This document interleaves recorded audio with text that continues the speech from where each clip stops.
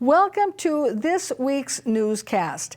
In the past, we have had news reports on the Hillcrest Community Advisory Committee meeting that was held, and we have shown much of that film footage, but we haven't had an opportunity to show all of that film footage. We are going to show you the remaining film footage from that meeting so that you can hear all of the conversations that were heard regarding the residents who are on this committee, their comments and questions, and the responses of the consultants.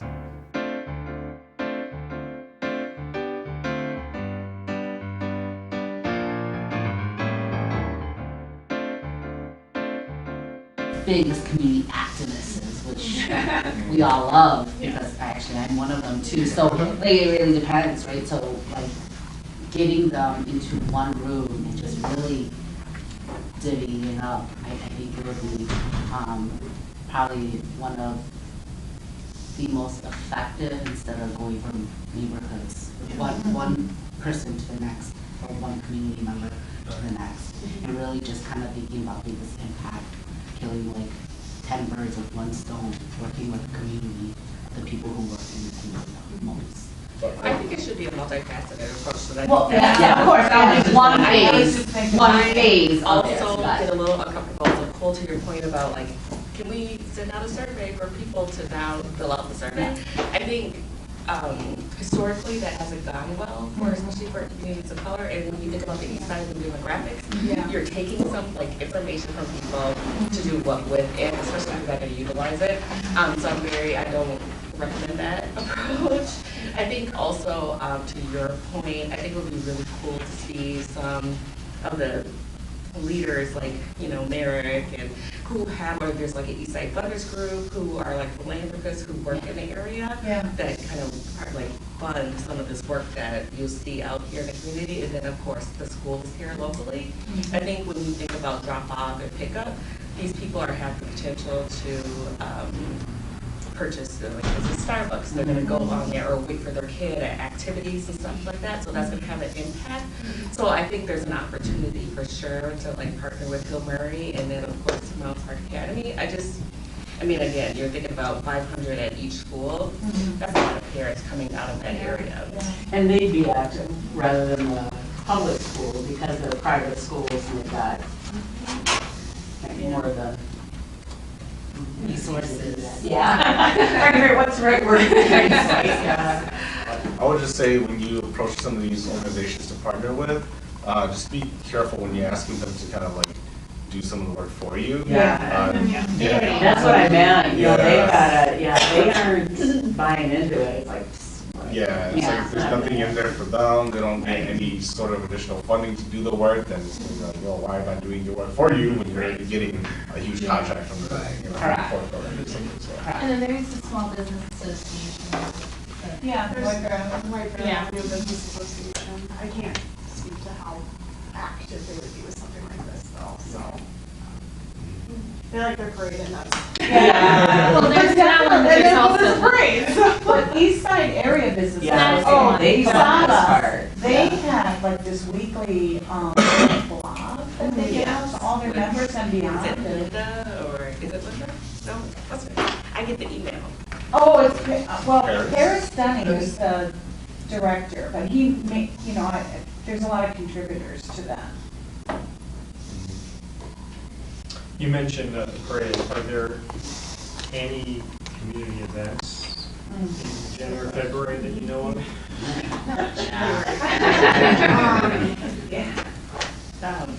For me, I was thinking about that. I don't know of anything But there's not a lot. I know, like the Hayden Heights Recreation Center will have things, but I can't speak how well those are attended. So if you're trying to talk to people. The Port Authority held a meeting there. Was that coming up?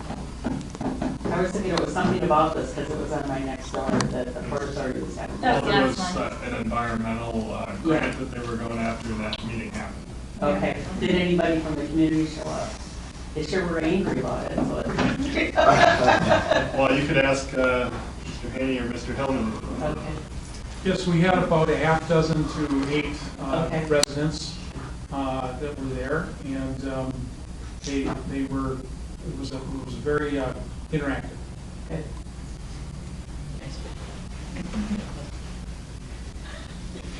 You'll have to create an event. Yeah. Make So it, was bring them in under the guise of it's social and food. Yeah. Mardi Gras or something. Was the artist market that was mentioned, was that, did the engagement tag on to that, or was that whole thing created because of the engagement? I'm sorry, I didn't. The artist market. the artist- Oh, that was specifically created to do the engagement. Oh, But it okay. was part of another initiative called Payne Avenue Reboot. So we hired a consultant to actually do the community engagement piece, and these were her ideas, and she has 2 student interns from the east side. So it's very multifaceted, where, you know, to train in new people and get them active in the community process. And then we worked with Art in the Hollow, which is a group of artists, and then the East Side Art Salon.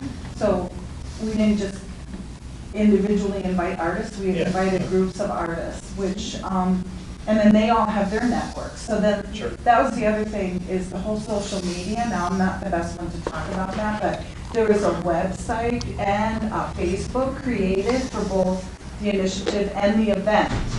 And then everybody who was involved also did the outreach. Yeah. So it was, you know, so the artists all had it on their Facebook pages, and the businesses along Payne Avenue had it on their Facebook pages. So it really multiplied in reaching, you know, different groups of people.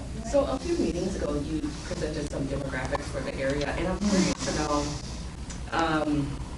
when we're thinking about the project itself, what are those demographics that are probably going to utilize the space, and how, I think, for the areas that will access it, if there's an opportunity to look at that. So like I'm thinking about Maplewood Mall. Do we know the demographics of people who go into Maplewood Mall that are either residents of Maplewood, but also there's an influx of East Siders that come to Maplewood Mall?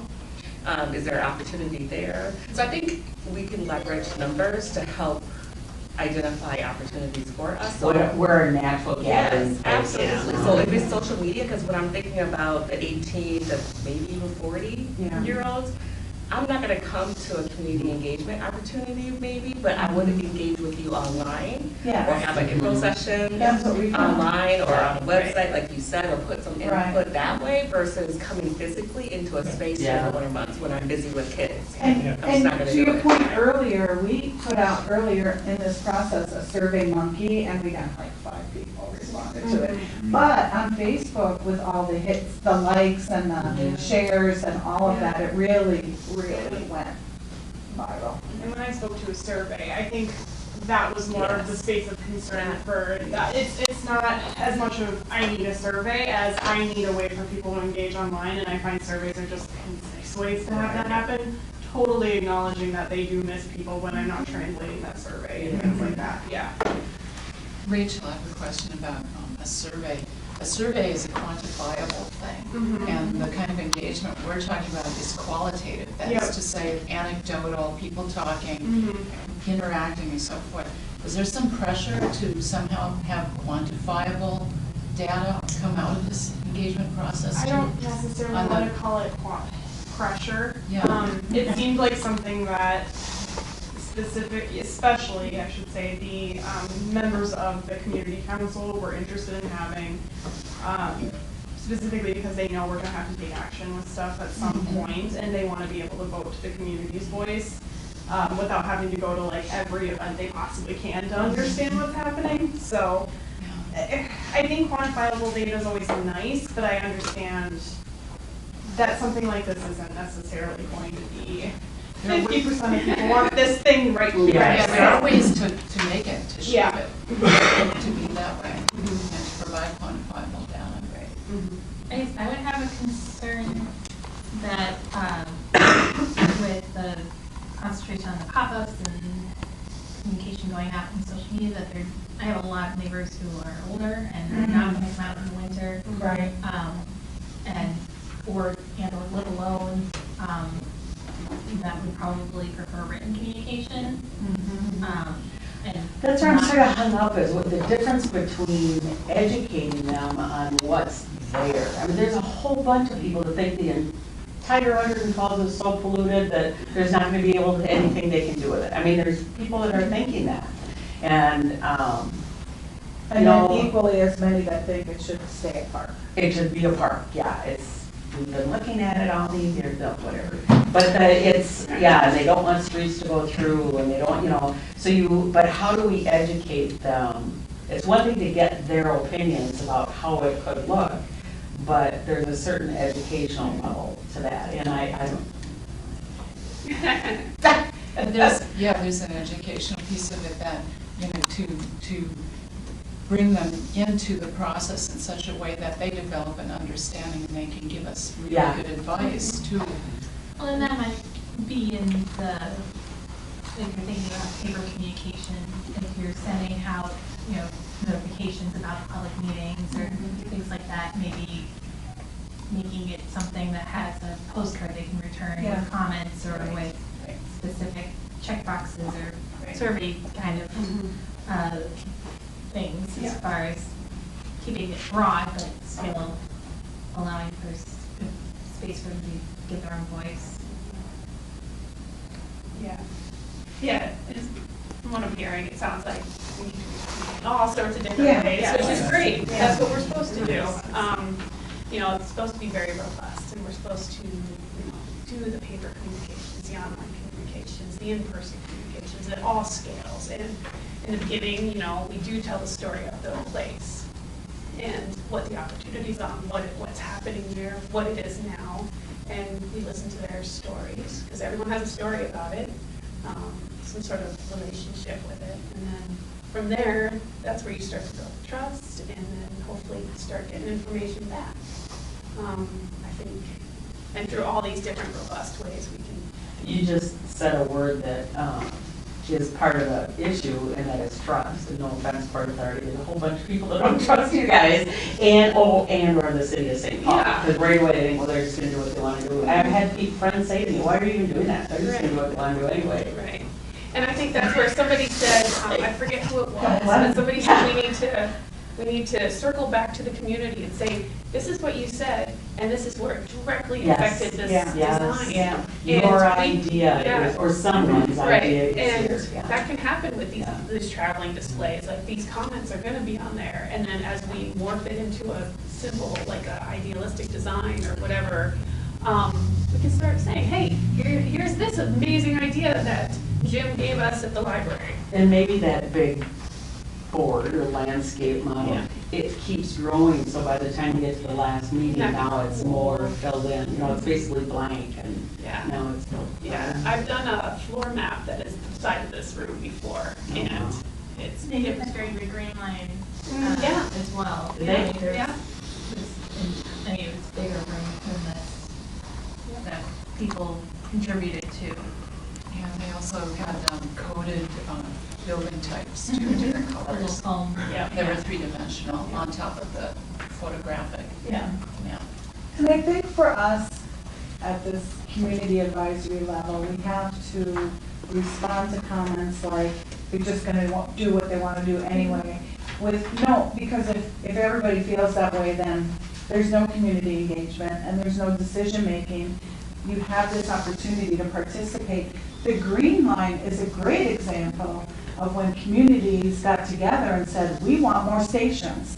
And then the pushback was, well, they're gonna cost, millions of dollars, and but we want more stations, so we have to figure out how to make that happen. And it happened. It was a great, and it came from the community. And it was a difficult and very expensive thing to do, but it needed to be done, and it happened, and it only happened because of the community. The handicap accessibility, that was a big oversight for a while. Right? I'm gonna piggyback on Tiffany. You're right. I wouldn't go to a community because I have kids. event, but I will definitely respond to a social media video that will like make me cry. And then I will like, you know, put in my little comments and say this is how I feel. So as I was thinking about it, really, maybe a quick history. Now we need your input with like a call out. Yeah. And then We wanna maybe hear the from you. whole, we want to hear from you. If you care about this community, come this time. Different 3 dates, whatever it is. Add comments, any comments below we will put into consideration. And that could potentially be something where I would definitely say the 35 up with a lot of young children would be a lot more responsive to. Right. And that there is still a community engagement, especially with social media being so advanced nowadays, Right. being able to target very, very specific Big Brother stuff. But also to Catherine's point, where the older people Correct, in that's our just one neighborhood, part. because you live by me, so that, I know that there's a lot of older people that prefer to have written information, and they're not necessarily online as much. But I think this I is. don't know, my mother's online a lot more than I am. Somebody probably my age. I think this is where data and metrics play in. Yeah, If we yeah, know the yeah. numbers, then that's where Right. we can influence more so. I mean, I'm kind of curious to know, and maybe we talked about this, and I'm losing my mind, but I'm like, where is the target market? Like, who is it? Who's our profile? Who is, you know, who's the, like, if we had to create an avatar, what does that person look like? You know, who is it? So then that will help determine what these engagement, I mean, because like. Right now, it's, Exactly. it's the whole world And I can't, versus. that's why honestly, I didn't answer, because I'm like, for what, for who? Right. So, and that's like. You're right, yeah. Well, and, I mean, y'all already started with this list. Mhm. I mean, you've already started to identify. Yeah, those nonprofits will address Yeah. all ages, and issues with all ages. Correct. Great. Great talk, everyone. I would just say if you're targeting people with young children who aren't in the school system yet, hopefully the nap time. Everything happens at nap time. And it's, That is true. Yes. That is so true. 1 to 3. If they. Noted. If the nap. But, you know, we did a project in San Luis Park, and we did the event during conference day. You know, so every family in that neighborhood is going to the school, so, you know, you're not worried about childcare, you know, it was this we just intercepted them where they are. So that was a pretty good technique. And we had hot chocolate. And Yeah. cream. Yeah. Food, yeah. We have hot chocolate. Election day. So important. Oh, You can't be at the. No, you can't. oh, Yeah, yeah. you can't have anything within 100 feet Yeah. Oh, that's right. of the building, not just the. Yeah. No, she said election day. Oh, my. If, That day too. if there's one, how do you say this? If there's one group or that's, I don't want to say the hardest to reach, but one group that's been left out the most, let's put it that way. Who would that be, do you think? Native Americans.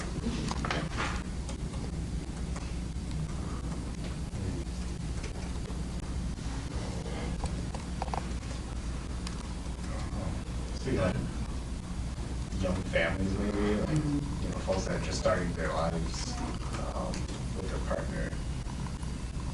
Well, that's what I think about, we're both, you know, they're working. The Exactly. kids are in school, they're working, who's got time? Yep. At least, that's the way I live. Yeah. It was like, we're lucky to eat before 8 o'clock, you know, it's just, you didn't have time to think about stuff like that. Although I did have time to get involved in a certain project, school program, yeah. I don't think it's any one group. I think it depends on, you know, what we're talking about and you can name a lot of segments of the community that feel left out or have been left out. And then again, within their own community, they're very knowledgeable Yeah. and connected and Mhm. active. So, I don't know, I think we have to have a broader approach to make sure that we're as inclusive as possible. But I'll add to that, sort of after reading this, we haven't, I don't know that we've really decided, or it's been decided, maybe it is, and I just don't realize it, but, you know, what is it gonna look like? Is it gonna be more senior housing than family? This says it's, you know, some family housing. Well, how much family housing maybe? How, you know, what's the level of it? You know, to me, that adds to the, who to target too. Who could afford, who's gonna be able to afford to live there? Won't qualify to live there, or what have you? These makes me want to live there. Yeah. Yeah. Well, and there's new innovative types of developments, like tiny homes and cluster developments, and things like that, that, you know, I know that there's it feels like on the planning commission, we see a lot of high-density projects lately, right? And if it's on a commercial corridor, it's mixed use, it's high density, they want to go up even higher, that's why they're in front of the planning commission. But there's other housing demands that we don't see often. And the tiny home cluster development is a great concept for the right number, you know, for the right group of people, but I haven't seen one project like that. There's not even an ordinance yet, or Would you proper consider zoning right now. The cottages in North St. Paul, that type of housing? No, those are townhomes, right? They're senior homes, 55 and older, but they have a community. Oh, that would be space, an they example have of a cluster Yeah, development. well, there's two of them. There's one right behind the White Bear, or that used to be Rainbow. and I'm just Red. saying, just recently at the planning commission, we haven't had Within the city of those St. Paul. those Yeah. proposals come before us. It's right now, the concentration is transit oriented, Mhm. you know, high density, and build up. And that building, whatever it's worth, that building type is kind of less happy on a rolling terrain Mhm. than our small footprint buildings. Right. But this first round, I should say that this first round of engagement, we don't know what it's gonna look like. Yeah. That's Yeah, the first round of exactly. engagement isn't about Right. soliciting feedback. Yeah. We know we have a job goal, right? 1,000 jobs. So we know that there's going to be some type of industry in there, probably light manufacturing. We I don't, mean, we don't know that. Okay. We know that the Port Authority would like that considered. Okay. But if it's, you know, again, I don't want to get too far, because the whole idea is this visioning process will start maybe taking shape and determining where the best land use or. I'd like to also add to the question of like who we targeting and things like that. One of the things that makes this neighborhood so great is just how diverse it is across age and race. Like we're almost a quarter with this. So it's really hard to determine to be targeting X, Y, or Z because a lot of different things live here, all within this space. So, including ages. So, unfortunately, that's more work for you guys. I think it would be really difficult to just state, you know, we're missing just the Hmong population, so we're going to just target that, or just the Latino population. Why not?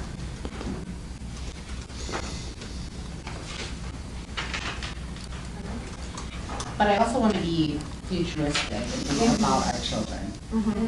Our children will be the ones moving into these properties in a few years. I don't want to think about the solution for just right now. Right. Clearly, my children or all of our children are always going to be in the forefront.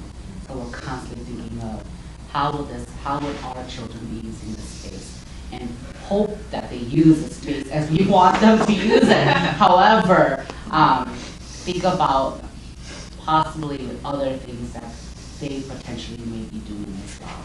But that's why I think it's important too, because like the French, yes, and loop them in, because there's a French immersion school right down on White Bear, you know, like the Hmong immersion one. I think in PA, Phil Murray, if you could have an opportunity to talk with the board the boards and then the principals in the room, they know the trends. I mean, for MPA, we know what's going to be coming down for the next 5 to 10 years and what that looks like for us. So, and I'm sure Hillcrest does as well. It's the same with the principals. They And know. Cesar Chavez School is not Yeah. so far from Yeah. here. Yeah, so I think I would definitely, if there's an opportunity to look in these areas and meet with schools, even North St. Paul Public Schools, because a lot of their kids come from St. Paul on the east side. We still have to remember Maplewood around that Yeah. perimeter and that sort of stuff. Right, yeah, those District 622. So if there's an opportunity to talk to the superintendent, assistant superintendent, and principals in that area, they know the trends. They can tell you the demographics and what's to come down the road, especially if you're thinking about housing. That's a good point, because a lot of times in these processes, we'll get public critique, and the comments is, you're designing this for people who aren't here. You know, you're trying to get all these new people here. I'm sort of paraphrasing. And I'm not saying that's not a fair critique, but hopefully a good response to that, if we're doing things right, is no, this is for the youth that are currently here, or when they become adults. I think that's a better target than, you know, these people who aren't here yet, whoever they are, you know. Yeah, sure. I mean, we think about enrollment all the time. So, and it's a conversation we had still on the board for MPA, but we talk about enrollment quite a bit. So we think about that. So when I'm thinking about housing and people who are coming around the area, how can we increase enrollment? That's a perfect opportunity. So we have that information. Something to think about. Yeah. Right. Where are we at? No, I'm gonna take all these ideas, write them up into an engagement plan, and share it with you all. These are great ideas. Thank you for sharing. Thanks very much.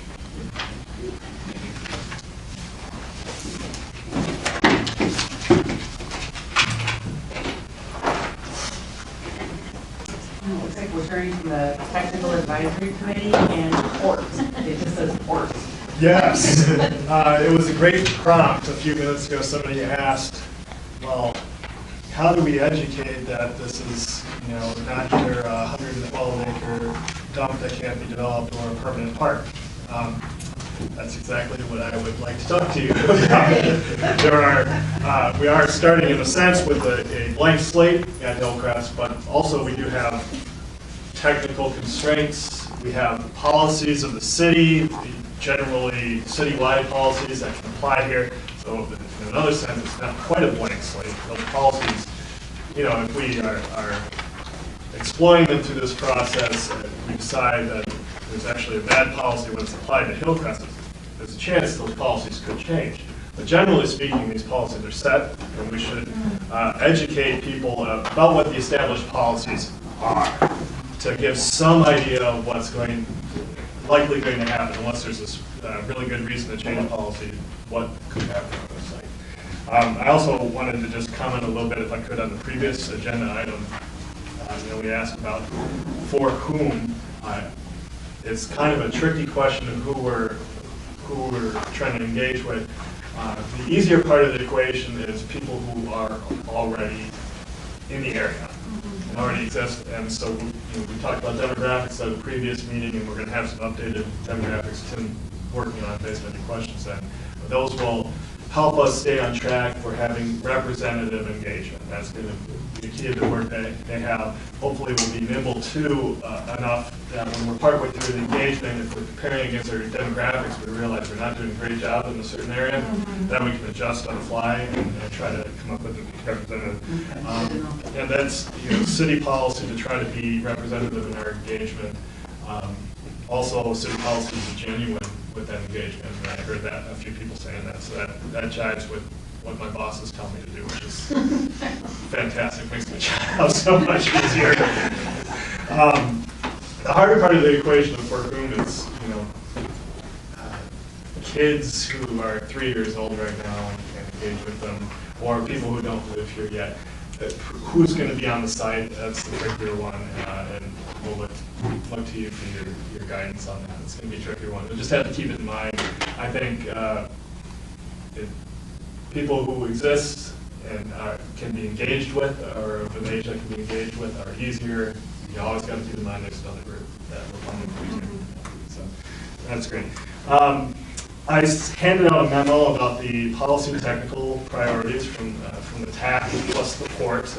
You may recall there's about 25 members on the TAC, most of the city staffs, Maplewood staff, Ramsey County staff, Metro Transit involved in that too, and Port Authority attends all those meetings. And we've been going through the city standards, the city policies, and trying to apply them to the site as we see them interpreted. And that's what this memo is about. What I want to do today is, because we don't have quite as much time, I'd really like to focus on the main question here, which is, can you help us frame this information in a way that's helpful to people so that we get the best engagement possible? And also, if you see a policy that really raises alarms, it's good to know that. We'll flag that. We're going to flag that when we go out to community engagement too. When we talk to people, if there's a policy that's really creating a problem, we want to identify it so that we can pay real close attention to that and decide what to do going forward, whether it's change the policy or mitigate it or whatever. So are these developed based on the comp plan that got approved? The vast majorities are from the comp plan. Okay. In some format or the other. Some of them, especially under the finance, those are Port Authority needs or based on the agreement they had when they bought the property from the city council.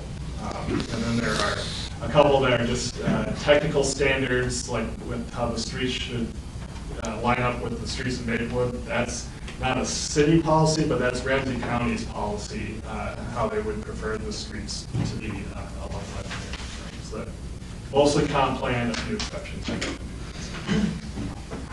I guess that would be something I would point out in name this during Yeah. the process, would be saying whose policy is whose, like where that's coming from, because I wouldn't have known that was a Ramsey County policy. When I read through this, I found things, to me, not knowing all the laws and the policies that contradict each other. If I'm sitting, if your intent is to, not use this specifically, but initially, to use this to present, I'd be in the back of the room going, what? Because that's the reaction that got out of me, so I made no sense. Could you give an example? Sure. Even if it's not a perfect example. give Yeah. an Let's see. Well, the high density thing I have a real hard time with, but if you tie high density into the segment under transportation, where it says we're going to use street design for the right of way, for, hierarchy of pedestrians, bicyclists, but you're going to have this high density employment area that's delivery trucks. It's, people coming and going from work. I'm late for work. I mean, it's contradictory. It doesn't make any kind of common sense to me to have that within the same space. The other thing that recognize that, it's the second paragraph down on the second page, where it says recognize that developable lots will need to be created, which may require removal of topographical barriers, blah, blah, blah. So we've been told there's polluted soil there. And so you add, that's where I made the statement before. It became real apparent to me when I read that if it's going to be a high impact area with these close to 1,000 jobs, that means flat. So that needs to be addressed, because that's really going to be a shock to people, because for 50 years or more, everybody's looked at this wonderful rolling hills with trees on it and stuff. And then my other concern is, based on something I was told about the Royal, when we used to be Tartan Park, the removal of their polluted teas and green or whatever boxes, where's that polluted soil go? Because I was told people that live in the area watch them move it to another spot on the property. So. Well, yeah, where's the polluted soil go? Catherine from the port sort of answered that last time. That's more of a technical question. But I really appreciate you identifying, these ones that sort of hit the alarm bells. And the traffic thing though, it says avoid heavy vehicle trips on local streets, but yet it's saying they are gonna have the streets be aligned to McKnight and Larberger. Well, of course, now they are gonna be heavy traffic unless you have somehow divert, you put in a bazillion roundabouts or something in there. But that's, you know, if they're gonna have a straightaway to McKnight, that's what they're gonna do a lot of. The Yeah. thing that caught me by surprise, and I actually just caught up on Nextdoor, but I was like, oh, God. Yeah. But there's a ton of stuff about like Yeah. this committee on there, which I was very shocked about.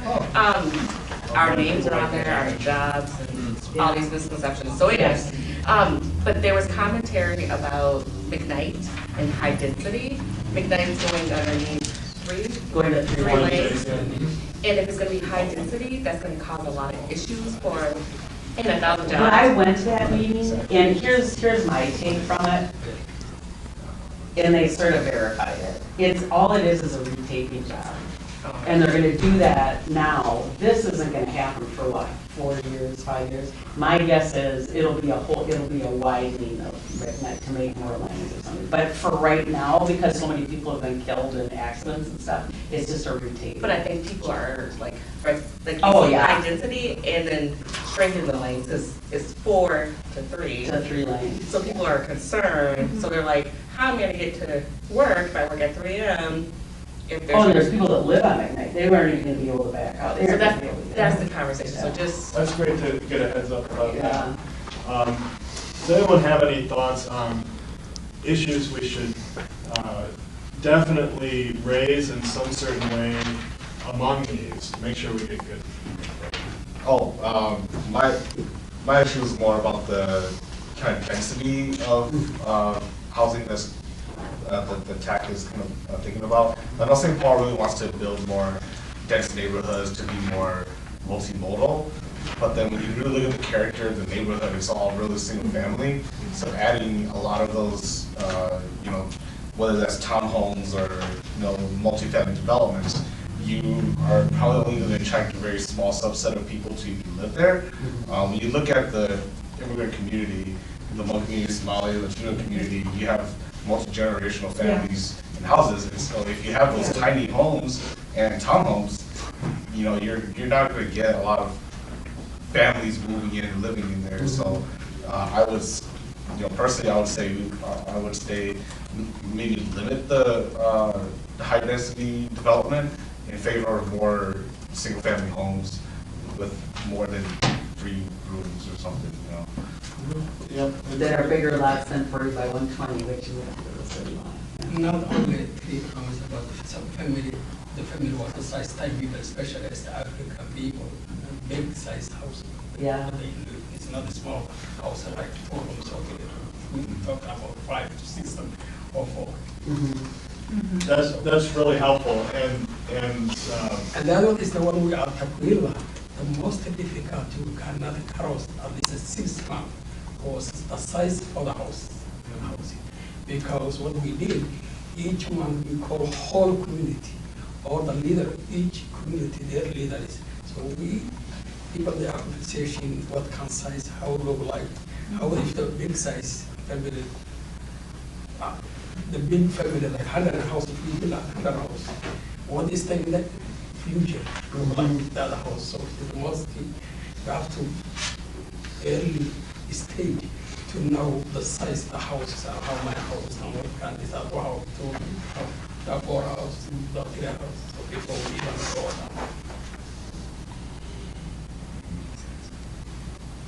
down. So does anyone else have thoughts on either alarming issues that really caught your attention, which is fine, and we actually hope to hear honestly from a representative sample of the community what they think about what the alarming issues are too. But it's good to have your upfront input and have an idea of what people might really pay attention to and talk about. My thought, when you think around the city and where development's happening, think of Snellen Avenue right now and how much development is going on there. The site at Hillcrest is nothing like Snelling. And so there's probably some things we probably shouldn't consider. It's not really a high. Where is Snelling? like where O'Gara, Snelling and. Oh, okay. Selby and Yeah. that area. There's a Yeah. lot of development that's happening and that's still happening. Yeah. When you think about how Beacon Bluff is developed and how the industrial community, which is way different than smokestacks were years ago, has really weaved into that neighborhood very comfortably with delivery trucks and employees, and the newest is Wonella Printing, and they're not totally staffed up yet, but you can see how that, it just really blended right in with the surrounding neighborhood, and I didn't feel much disruption at all. Although I remember the planning of that and how nobody wanted any of those 3M buildings knocked down because they were historic. Is there any consideration for transitional housing? Sure. I think everything's on the table. I don't think we're up to that level Yeah. of detail unless Yeah. it arises as a community priority. I don't know what you mean by transit, for families coming into the area or I mean more homeless. homeless? Okay. I was There's a thinking, lot of we them. haven't, the word handicap accessibility hasn't come up at all either. There's blind, you're right, there's blind, but there's. But the other thing, as we talked earlier about families that have multi-generational living in a household, which is, there's quite a bit of that in our neighborhood right now, but when you think of development over by the Exile Energy Center, where it's different demographic, and smaller families and couples and singles, and where there's a high demand for that as well. So, yeah, more urban, exactly. So I work over in San Antonio Park for the community council, and we're down there, and I actually used to live down there in the mixed-use area at Carlton Lofts, and so that's a big area that's now moved from being industrial to being mixed-use and having high-density buildings with industrial and semis and Yeah. things like that. And one of the biggest issues is around people being able to walk on territorial. There are no sidewalks, and it leads right up to the public housing building, and a lot of the things that would be access for food, like little markets that have popped up and things like that, as well as a lot of the restaurants you can't get to without having to actually travel on the street. I know one woman who's wheelchair bound who actually got stuck multiple times, and no one takes responsibility because the intersection is a city street and a county road. And so that's a big transportation issue and safety issue.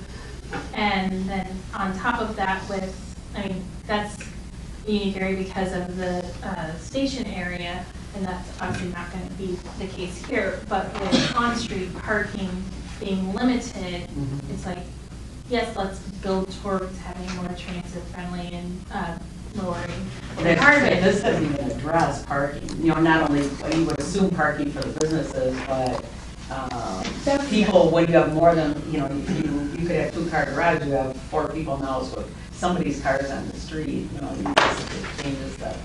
Yeah, and That's a really good lesson learned in development and how it's but has the created businesses such there challenges. don't want sidewalks. It gets in their way with the trucks and things like that, whereas now there's this influx of residents who are their Needing safety is sidewalks. being compromised. Thank you. Oh, when thinking about like the, I guess, ecosystem of the neighborhood, I'm looking at the 1,000 quality jobs to the site.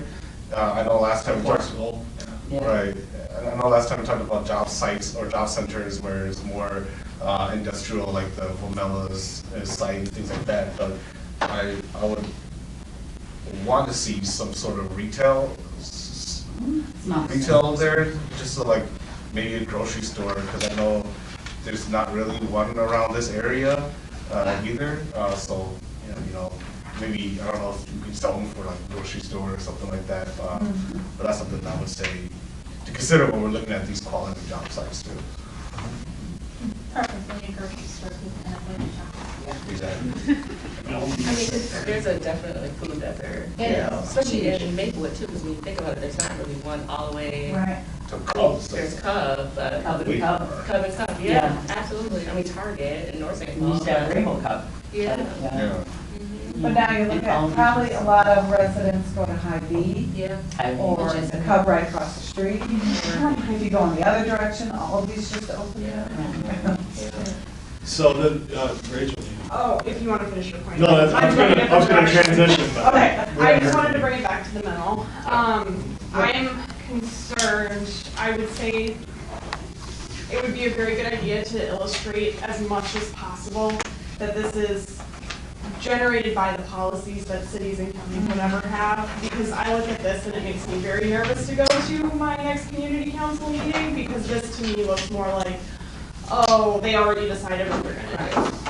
That's exactly how this reads to me, is they made up their minds, it doesn't matter, I don't need to go to these pop-up events, and then I get to deal with it at the community. Well, and I was reading that one paragraph, it said over the second one on the first page, over its first 3 meetings, they're gonna create 3 to 4 concepts in 2020. And I'm reading this, that the TAC is creating, so I'm like, so what's my role? Okay, so this is where we go back to the chart, which I don't have it easily, there's something in there. There are 3 inputs to the concepts that get created. There's the technical priorities, the policy priorities, which are both combined in this, and the community priorities. There we go, that beautiful This in your book? Yes. So if you could just like repost that every single time you have to do anything like this. It's on stpaul.gov/Hillcrest, Yeah. right next to the first meeting down there. We've got that posted, so anybody can look at my bad art. But those inputs will guide, and it's probably going to be a hard job, it's going to guide Cunningham's team as they look at this site and what could potentially happen. There will definitely be, you've already raised some issues of concern that, and potential conflicts. Those are going to be, we're going to have to work through those. I'm not worried about those at all. People can raise any conflicts they want, and then we've got a job to do and figure out how to work with these conflicts. We do want to be honest with people, though, that city policy, it's not exactly fixed, but it exists already. And it is something that gives us a direction on the site. So what are the community priorities that are not addressed by city policy? We certainly want to hear those. What are the community priorities that give us more specificity, such as mixed use is a city priority, but grocery store is a more specific direction? And what are the policy directions that people are real concerned that we don't like this at all? Whatever that might be, maybe. Or not that strong, you're concerned about, really concerned about. You had mentioned a flat site concerns you. We really want to hear from people on those things, and we want to give them enough information to be honest about what the policy is, so that we can get that good feedback. Well, and just to get it out on the table. If the roads have to go through, they have to go through, whatever. All the I roads made don't that have to one up. Okay. I just made that one up. I don't want to do that, but. With the energy and sustainability piece in the memo, is that waiting for the climate action plan to be approved, or was that waiting? I will answer that. I think Andrew had a follow-up to exactly what I said, but no answer. Oh. Yeah, I just was going to say that part of the January meeting here is going to be fleshing out the community priorities. I mean, a good chunk of that agenda on that date is going to be working with you to flesh that out. So on sustainability, that is a little bit of an undecided, in progress type of situation. It's we have a broad direction that we want to push for the strongest sustainability on the site that is realistically plausible. And so that caveat about the plausibility is something that we're working through with some experts. The Port Authority, they are experts in sustainability through the development they've done before. We also got Cunningham's team on this, Minnesota. trying to figure out what that actually means so that we can give something more concrete than a goal, like that's a statement that may or may not, we'll figure out the details later. So we've got the broad direction, but we would like to go public in and communicate that in a way that's realistic, to the extent we can figure it out right now. We don't want to promise anything that can't be delivered, and we don't want to under-promise and say things for later. So there's some experts who need to figure things out, but right now it's a little bit of an unfinished policy. So I guess one of my biggest concerns, because it's so vague and it only mentions the carbon impact, is around the water and the rain capture. Just that with the change in the landscape and myself moving down the hill, that what that's going to look like as far as where that water's going during the construction. Well, and part of it, up to 20 acres has to be open space. But even what does that mean, open space? Because that can mean lots of different things too, so. But definitely thinking about the, how much of that water is actually being captured because of the increase in water coming from the sky. Yeah. Yeah, and the site is changing too. Like Yeah. golf course can handle water like no other land use. Okay. Good question about, can you give us an example of privately owned public spaces? Okay, the Yeah. good old pops. Good old pops. One example is the plaza in front of the Aldi on University Avenue, in front of the Wilder, Lexington and University roughly. There's an Aldi there, and it's got a plaza out front that is privately held, publicly accessible. Another example, although it's a little imperfect, is Ecolab Plaza in downtown St. Paul, where that is privately, I think it actually might be publicly held. The one where all the seats are, in front of the old Ecolab. It's still called- It used to be the ground used to be. We should call it the Osborne Plaza now, I guess. You know what I mean? So those are examples.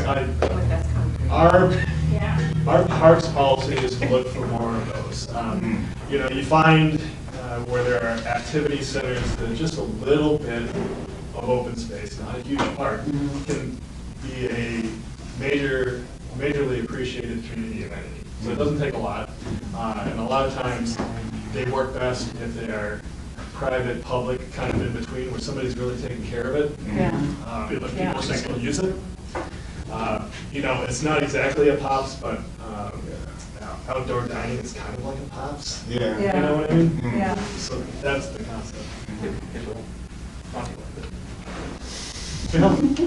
Just a couple of things. I haven't been to Orleans yet. I'm here standing in for Catherine. She sent her apologies. She's got pink eye and is super contagious, so she did not want to come infect anyone. I lead our development team, so you've met a bunch of folks on our team. George over here, who's one of our construction managers, Catherine, obviously, David, who's working on property management, trying to get things sort of under control. It's been a little tough out there, I think you've heard. I also managed the redevelopment of Beacon Bluff for the last decade, and I've worked in community for district councils and nonprofit CDCs in North End and Frogtown for the last 20 years in St. Paul. So I have a lot of affinity for this hard work that you guys are just undertaking. A couple of things that might resonate to the comments I've heard and to Bill's question about what are some of the hot buttons and how do we help explain those.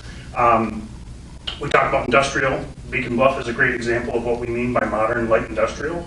And so, you know, when we talk about trucks, just a few examples here. Very typically, the sweet spot for a Port Authority light industrial development might be 40,000 to 80,000 square feet. They have to, for our requirements, have high job density. But they're usually in those infill locations because they're looking for labor, they're looking for workforce. If they were true warehousing distribution type heavy truck facilities, they'd probably be out in the exurbs, they'd be in Lino Lakes, they'd be up in Rogers, et cetera. A lot of our businesses, we did build a 200,000 square foot building with United Properties over at Energy Park Drive. Tierney Brothers is in 50,000 square feet of that, and all of their service vehicles are vans and box trucks, flat trucks. They don't use semis. Vomella, you've heard a bit about. Big building, and they do have a distribution operation there, but it's the exception, not the rule. That is the largest building that's been built in one of our business centers since the 1960s. It's 275,000 square feet, so it's quite a bit larger. But to this concept of industrial and what is it, and what about the traffic, and how do we mix these conflicting things, those trucks want to get out onto McKnight and get to 94 or 36. That traffic and those employees want to do the same. They don't necessarily want to be driving all over and through the neighborhood. But those of us that live around there, that's exactly what we're worried about. Well, and that's why those county highways exist, Yeah. is to take large volumes of traffic and get people where they need to go off the collectors. But just so we all have a common understanding when we talk about industrial. Connectivity we've heard about, and we're having a big conversation about connectivity in the industrial areas. Connectivity to us gets workers to their jobs. So we want pedestrian connectivity, we want good throughput. We talked about the 3-lane project. We talked about 3 lanes on East 7th Street as part of the Near East Side roadmap. I was pretty apprehensive until I saw over on Broadway in Minneapolis between 280 and Stinson. They took that from 4 lanes to 3 lanes. The data will tell you throughput is better, and you have less accidents, you have less backups because everyone turning is in that middle lane. And if it works for the FedEx facility there and the UPS facility there, it probably will work for our smaller, non-typically distribution type users. So happy to, we all bring our own experiences to these kinds of conversations, but we do have, 50 deals over 25 years of a track record of what is probably typical, specifically in the industrial world. And we're happy to share any of that anecdotally or with your organizations or however it was helpful. But I know, the word industrial always gets people's ears perked up. Thinking about trucks and truck traffic always gets people concerned. But those were a couple of the big ones that I heard that I know we'll all keep dealing with over the next several months here. And I should say stormwater, very near and dear to our heart. Since I started at the port, we've practiced what's called next generation stormwater management. We've won all sorts of engineering awards for it. Over at Beacon Bluff, we're actually capturing 145 acres of runoff from the neighborhood that typically went right in the river untreated, and we're infiltrating all that. We don't have great soils for infiltration out there. Yeah. We will definitely, during construction and operation, we will absolutely be required to treat and capture and deal with all of the water generated on the site and through the public utilities. So there certainly shouldn't be any drainage problems to your basement. And if there is, no recall. So that's the end of our agenda. That's okay. Thank you for the great questions, answers, input. That's going to help us a lot. Next meeting, will we see what will be part of that? I'm glad we're doing that, because that's, when I was at Ramsey County meeting, that's what was flouted. That there was no, here's where we came from. Here's where we started with this, and even here's why we're doing it. Was just done. Yeah. Where, a lot of angry people. That's helpful to know. Yeah, we certainly want to have some background. Yeah. And one other thing I'll mention, just an announcement for June's benefit. You brought snacks for everybody. Yeah. So, yeah, thanks. Back there. Please take that. I'm not taking it home. I hope you've enjoyed our program today and listening to the film footage of the Hillcrest Community Advisory Committee meeting. We'll see you again next week. Bye-bye.